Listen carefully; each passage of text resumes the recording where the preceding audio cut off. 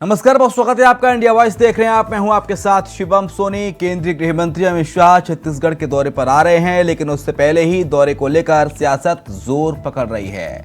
प्रदेश के गृह मंत्री ताम्रध्वज साहू ने शाह के दौरे पर हमला बोलते हुए केंद्र सरकार की 9 साल की उपलब्धियों पर जहां एक और सवाल उठाया, तो दूसरी ओर बीजेपी ने कांग्रेस के आड़े हाथों लेते हुए ऐसा तंज कसा जिससे प्रदेश की सियासत की सियासी लपटें तेज हो गई हैं। रिपोर्ट देखिए। छत्तीसगढ़ में इस साल के आखिर में चुनाव होने हैं। ऐसे में बीजेपी कांग्रेस दोनों ही पार्टियां अपनी तरफ से एड़ी चोटी का जोर लगा देना चाहती हैं। केंद्र सरकार को भी सत्ता में आए 9 साल पूरे हो गए हैं, लिहाजा केंद्रीय गृह मंत्री अमित शाह 22 जून को छत्तीसगढ़ दौरे पर आ रहे हैं। इस दौरे के दौरान वो अपनी केंद्र सरकार की 9 साल की उपलब्धियां गिनवाएंगे और राज्य में बीजेपी की सरकार बनाने की अपील करेंगे। ऐसे में शाह के दौरे से पहले छत्तीसगढ़ में सियासत गरमा गई है। केंद्रीय गृह मंत्री के दौरे को लेकर राज्य के गृह मंत्री ताम्रध्वज साहू ने शाह पर सियासी हमला बोल दिया। साहू ने कहा, केंद्र सरकार ने 9 साल में कोई भी उपलब्धि हासिल की ही नहीं, तो अमित शाह गिनवाएंगे क्या? 4 साल तो भाजपा ने कुछ किया नहीं। जनता के बीच जाना, उनके दुख सुख में खड़े होना, इस प्रकार का। अब चुनाव आ रहा है तो निश्चित तौर पे कुछ न कुछ दौरा उनका चल रहा है। समाचार पत्रों में पढ़ते हैं 9 साल की उपलब्धियां गिनाएंगे और जनता से रूबरू होंगे, जनसंपर्क करेंगे। बड़ी अच्छी बात है। 9 साल में जो किए हैं वो गिनाएं। हम लोग भी उन्होंने 9 साल में जो किया है उसको गिनाने का क्रम जारी रखेंगे, क्योंकि 9 साल में कोई ऐसी उपलब्धि भारतीय जनता पार्टी की केंद्र में जो सरकार है, नरेंद्र मोदी जी की जो सरकार है, उनने उपलब्धि भरा कोई काम नहीं किया है। अब जब कांग्रेस की तरफ से शाह के दौरे पर सरकार सवाल उठा रही हो, तो वहीं बीजेपी कैसे पीछे रह सकती थी? बीजेपी के नेता भी सियासी रण में कूद पड़े। बीजेपी के रणबांकों ने राज्य सरकार के गृह मंत्री ताम्रध्वज साहू को आड़े हाथों ले लिया और जमकर सियासी हमला बोल दिया।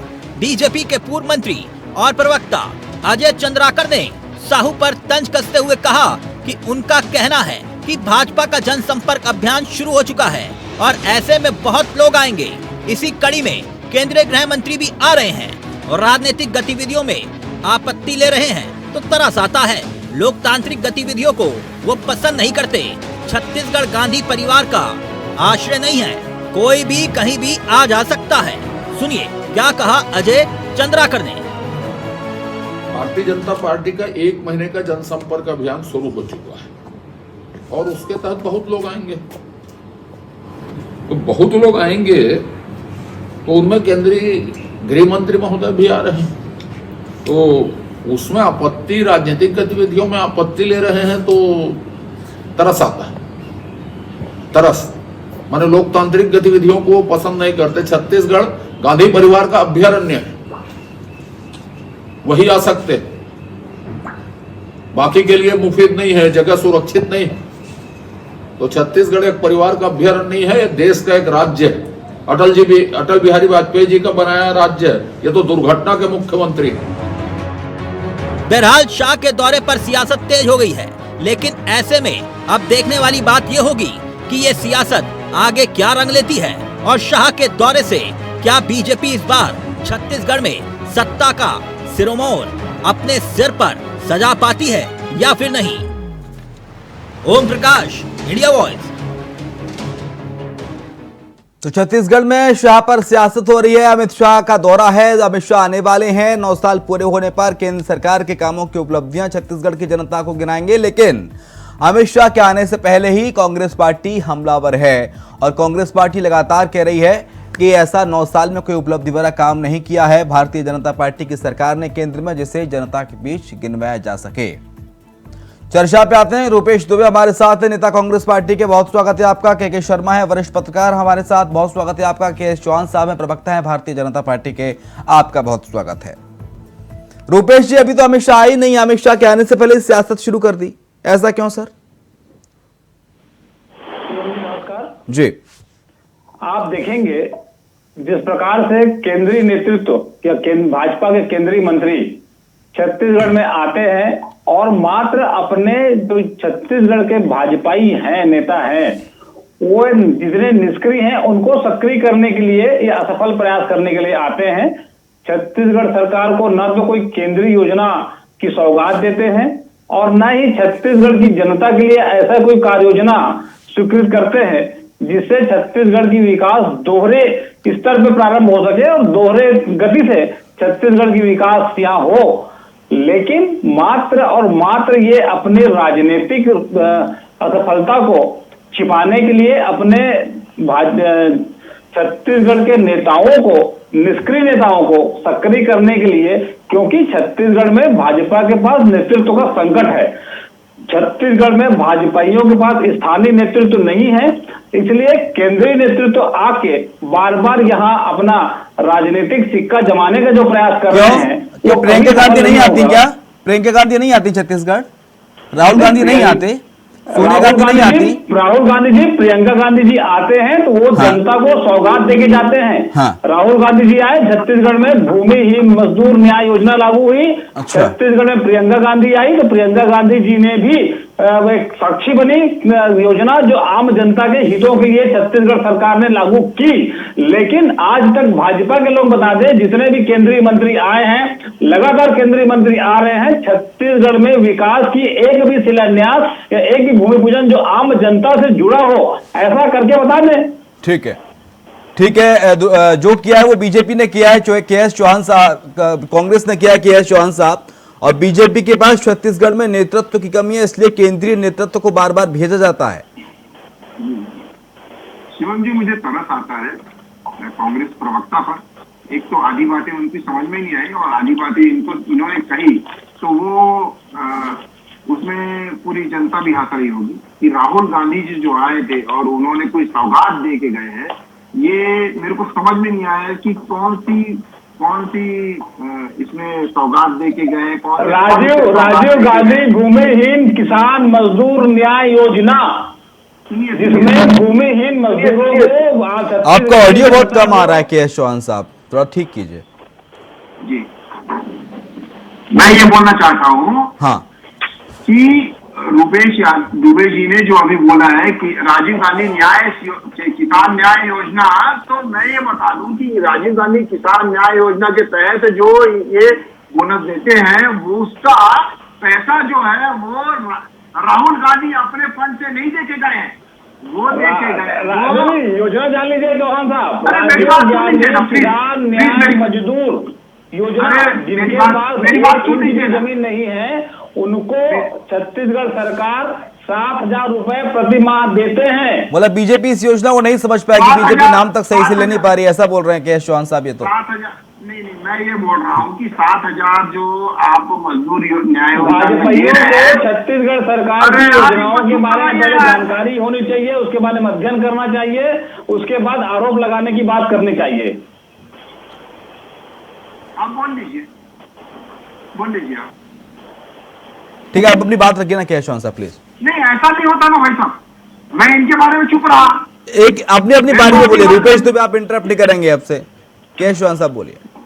मैं ये बोल रहा हूँ कि कौन से आप निधि से अपने राहुल गांधी जी लेके गए हैं, ये मेरे को आप बताएं। आपने जो ईयरबड लगा रखा है ना, इससे आवाज बहुत कम आती है। अभी देश में इतना विकास नहीं हुआ कि ईयरबड से प्रॉपर आवाज आ जाए।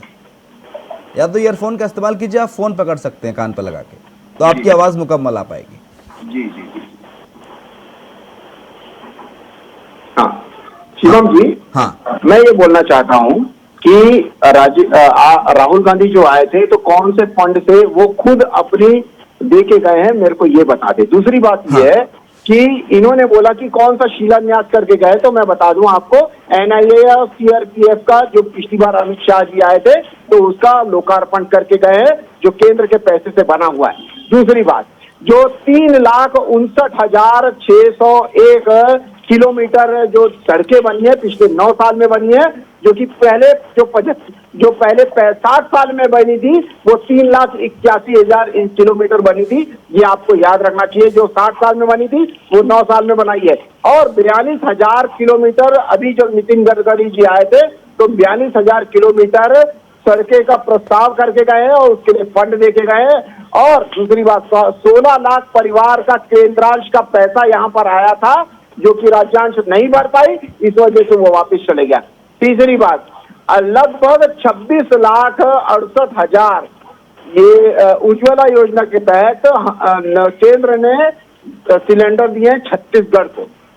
चौथी बात, किसान प्रधानमंत्री जो उपकरण के लिए उपकरण योजना में 100% सब्सिडी दिया हुआ है, और सम्मान निधि, प्रधानमंत्री सम्मान निधि के हिसाब के तहत 40 लाख किसानों को यहाँ पर सम्मान दिया गया, सम्मान निधि दी गई है छत्तीसगढ़ के किसानों को। ये आपको को याद रखना चाहिए, 9 साल की बात है।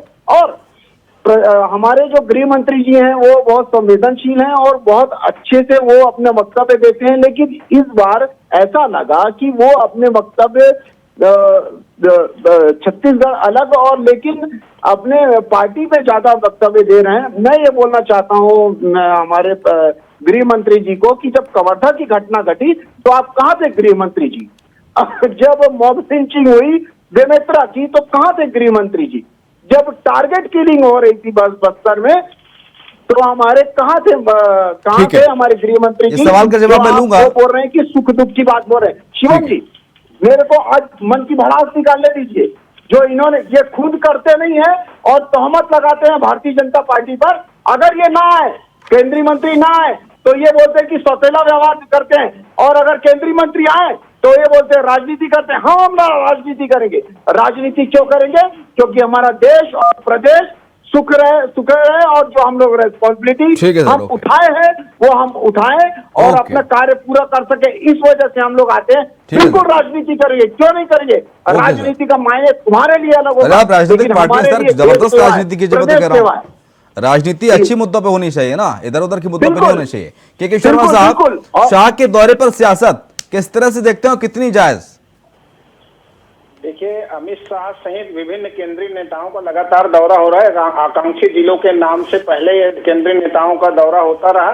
अब जो चुनाव के दृष्टि से जो महाअभियान इनका चल रहा है, जनसंपर्क अभियान चल रहा है, उसके जरिए इनके नेताओं का दौरा हो रहा है। चाहे नड्डा की बात करें, चाहे अमित शाह की बात करें, विभिन्न नेताओं का लगातार दौरा हो रहा है।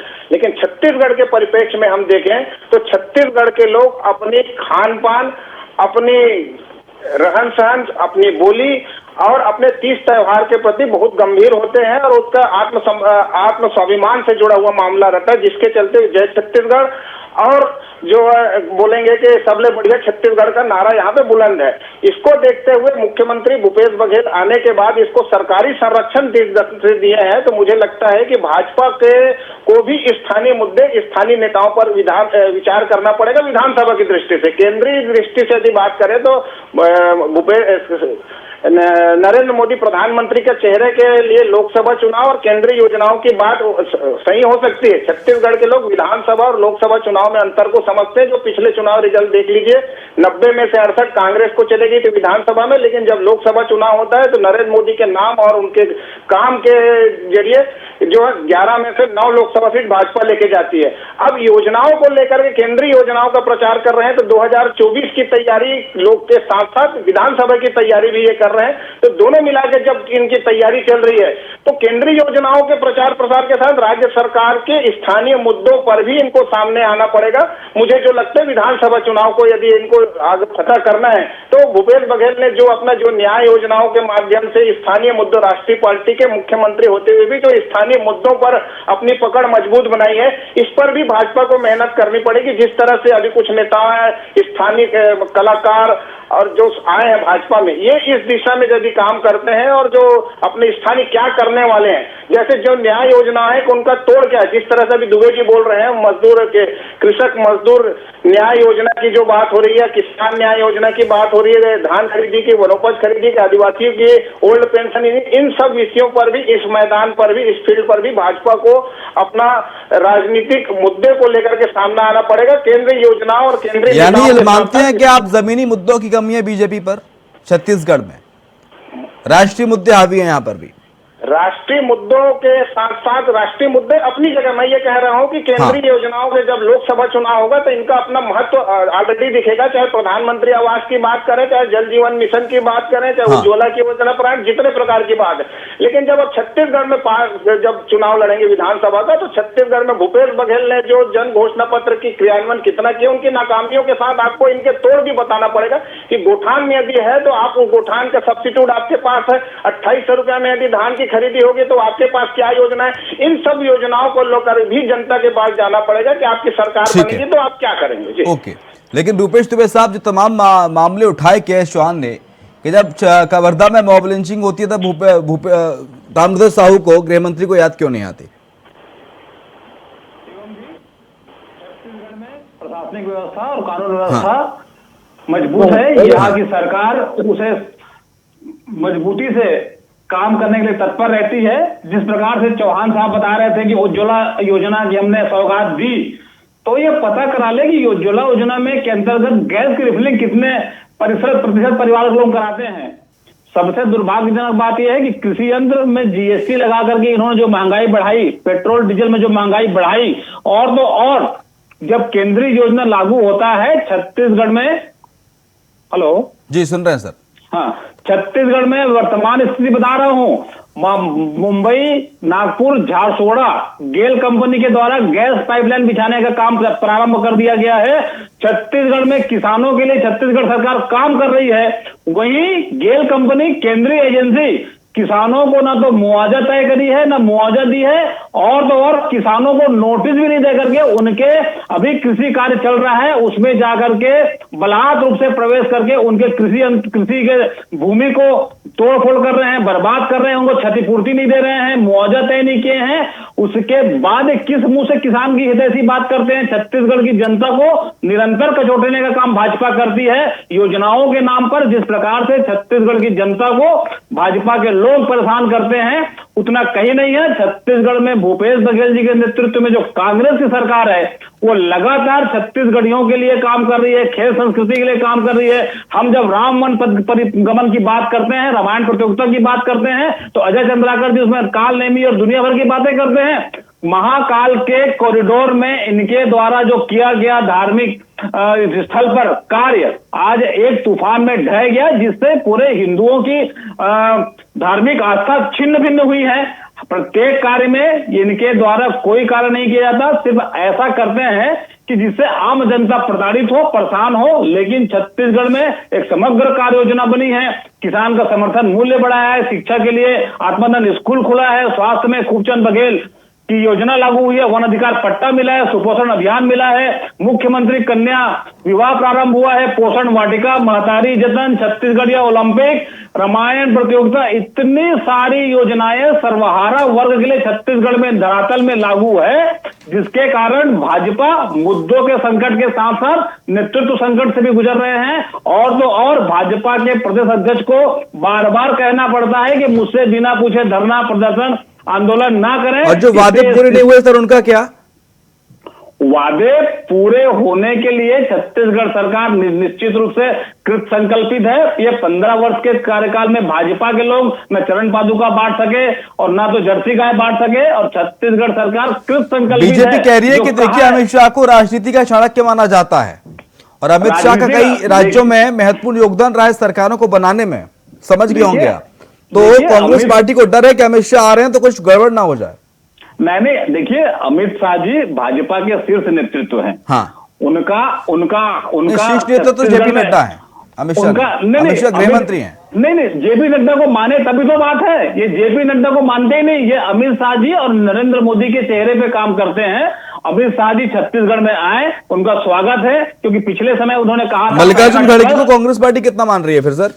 मल्लिकार्जुन खड़गे हमारे लोकतांत्रिक व्यवस्था से निर्वाचित अध्यक्ष हैं, सभी मानते हैं। उनके नेतृत्व में पहला चुनाव हमने चौहान साहब, ये स्थानीय मुद्दों की कमी आ गई है क्या बीजेपी के पास छत्तीसगढ़ में? बोली तो गौठान की अभी पोल खुल रही है। हाँ। तीनों जो नॉर्म्स रखे गए हैं शिवम जी, इसमें गौठान में 4000 अभी तक गौठान का लोग जा चुके हैं, भारतीय जनता पार्टी के लोग जा चुके हैं, उसके फोटो वीडियोस हैं। 4000 गौठान में एक भी गौठान ऐसी नहीं मिली जिसमें पूरे के पूरे नॉर्म्स आपने लिए हों।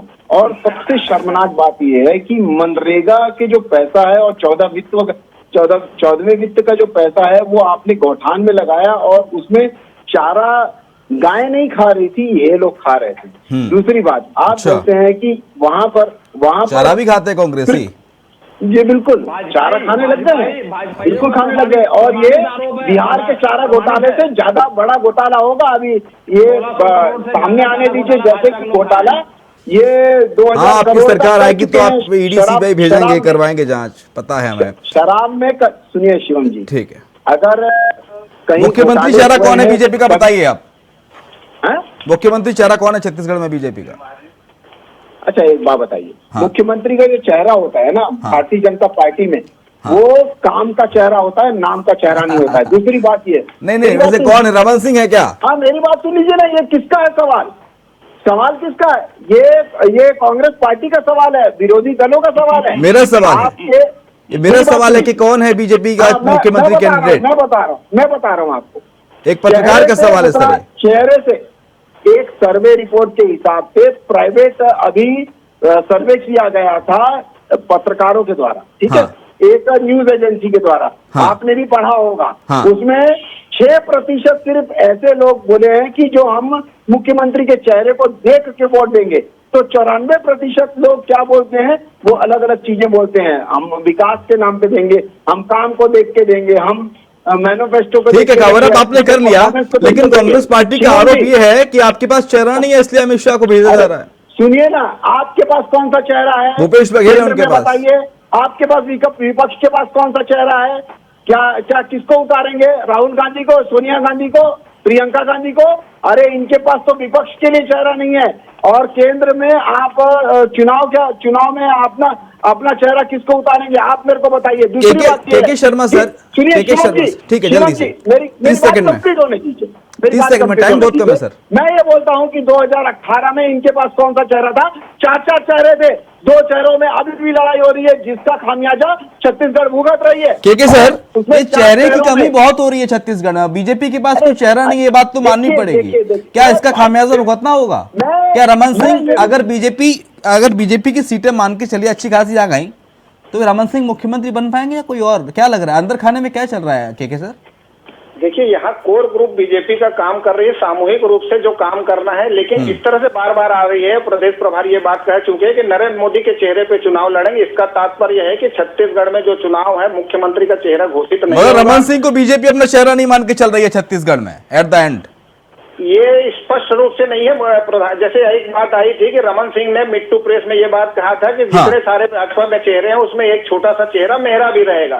उस पर ये प्रदेश प्रभारी का ये बयान आ गया था कि छत्तीसगढ़ में चेहरे की बात नहीं होगी, नरेंद्र मोदी के चेहरे पे। वही चीज मैं कह रहा हूँ कि केंद्र सरकार, नरेंद्र मोदी का चेहरा और केंद्र सरकार के काम पर जो वोट यदि विधानसभा में करेंगे तो उसके साथ साथ आपको को लेकर भी बहुत शुक्रिया आपका के सर। रूपेश दुबे आपका शुक्रिया, के चौहान साहब आपका शुक्रिया चर्चा में शरीक होने के लिए।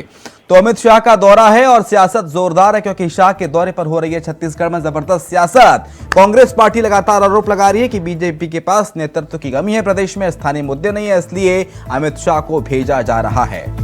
इसी के साथ हमारे इस खास पेशकश में इतना ही। खबरें लगातार जारी हैं, आप देखते रहिए इंडिया वॉइस।